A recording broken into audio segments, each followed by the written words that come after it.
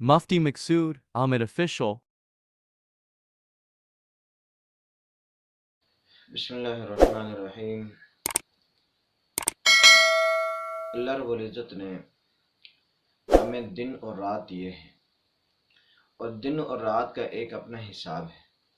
اسی حساب سے ہم نے اپنی زندگی کو گزارنا ہوتا ہے۔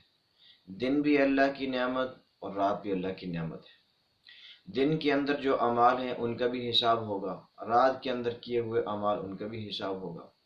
اور تمام حسابات یہ قیامت کے دن ہوں گے، اور تمام تر جتنے بھی ہمارے اعمال ہیں صبح و شام کے، وہ اللہ رب العزت سب ہمارے سامنے نام اعمال کی صورت کے اندر لے آئیں گے۔ اور پھر اللہ رب العزت نے خود قرآن کے اندر فرمایا الیوم نختم علی افواہہم وتکلمنا ایدیہم وتشہد ارجلہم بما کانوا یکسبون، کہ جس طرح ہم ان کی زبانوں کے اوپر تو تالے لگا دیں گے، مہر لگا دیں گے، لیکن ان کے ہاتھ اور ان کے پاؤں، یہ تمام تر چیزیں اعضاء و جوارے انسان کے گواہی دیں گے کہ فلاں بندے نے دنیا کے اندر فلاں کام کیا ہے۔ اب جب ہمارے پاس دن اور رات اللہ کی نعمت ہے، تو دن اور رات کے اندر جو ہمارے کیے ہوئے جو اعمال ہیں، ان اعمال کا حساب ہی اللہ رب العزت نے ہر ایک کا الگ الگ لینا ہے۔ اس کے اندر یہ بات یاد رکھیے کہ جب ہمارا سال ختم ہوتا ہے، چاہے وہ عیسوی سال ہو، انگریزی کے حوالے اس سلسلے میں ہو، یا پھر یہ ہے کہ وہ ہمارا قمری سال ہو، یعنی چاند کی تاریخوں کے اعتبار سے مکمل ہو،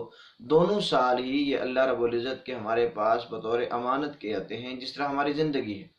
تو نبی علیہ الصلوۃ والسلام نے ارشاد فرمایا اغتنم خمسا قبل خمس، 5 چیزوں کو 5 چیزوں سے پہلے غنیمت سمجھو۔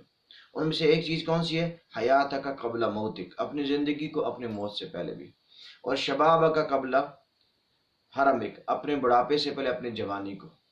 اس طرح فراغک قبل شغلک، اپنے مشغولیت سے پہلے اپنے فراغت کو۔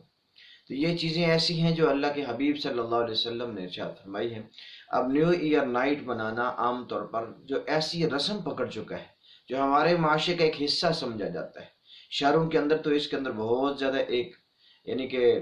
کوشش کی جاتی ہے، لوگ اس کے اندر زیادہ توجہ کرتے ہیں، اور پھر اس کو سیلیبریٹ کرنے کے لیے خاص طور پر جس طرح ساحلی علاقے ہیں، ساحل سمندر کے قریب ہے، وہ ساحل کے اوپر چلے جاتے ہیں، وہاں پر کئی سارے ایسی آتش بازیاں ہوتی ہیں، ہلا گلا ہوتا ہے، پھر اس کے اندر ناچ گانا ہوتا ہے، میوزک ہوتا ہے، اور خدا نخواستہ نعوذ باللہ من ذالک یہ شرابیں چلتی ہیں وہاں پر، اور مرد و خواتین کا اجتماعی طور پر جو اخلاط مخلوط نظام ہوتا ہے، وہ ایک سسٹم بن جاتا ہے، جس کی وجہ سے وہاں پر مرد عورت کی کوئی پہچان نہیں رہتی، اور وہاں پر اس طرح کی ہلڑ بازی کرنا، اس طرح کے کام کرنا، یہ یقیناً گناہ کا کام ہے۔ اور اس گناہ کے اندر ہماری امت مسلمہ اتنی زیادہ پڑ چکی ہے کہ وہ غیروں کی دیکھا دیکھی، ان کی نقل کرتے کرتے یہاں تک پہنچ چکی ہے، اس کو بھی اپنے ایک تہذیب کا حصہ سمجھتے ہیں۔ مسلمان کی تہذیب یہ تو نہیں ہے۔ اور نبی علیہ الصلوۃ والسلام نے کئی ساری چیزیں ایسی ہیں جہاں پر یہود و نصارہ کی مشابہت اختیار کرنے سے منع فرمایا، اور آپ علیہ الصلوۃ والسلام کا واضح فرمان کہ من تشبہ بقوم فہو منہ، جو جس قوم کی مشابہت اختیار کرتا ہے کل قیامت کے دن اس کا حال بھی اسی کے ساتھ ہوگا۔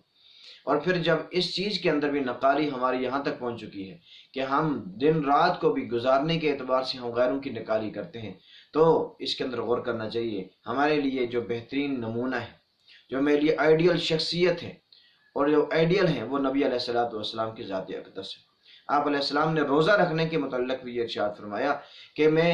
10 محرم الحرام کا روزہ رکھتا ہوں، فرمایا آئندہ سے آنے کے اندر انشاءاللہ میں نے اس کے ساتھ 9 محرم الحرام کا روزہ بھی رکھنا ہے، کیوں؟ تاکہ یہود کے ساتھ ہماری مشابہت نہ آ جائے۔ جب عبادت کے اندر آپ علیہ الصلوۃ والسلام نے یہودیوں کی مشابہت اختیار کرنے سے منع فرمایا، اور پھر چہ جائے کہ ہم عام رسوم و رواج کے اندر اپنے تہذیبوں کے اندر غیروں کی مشابہت اختیار کریں،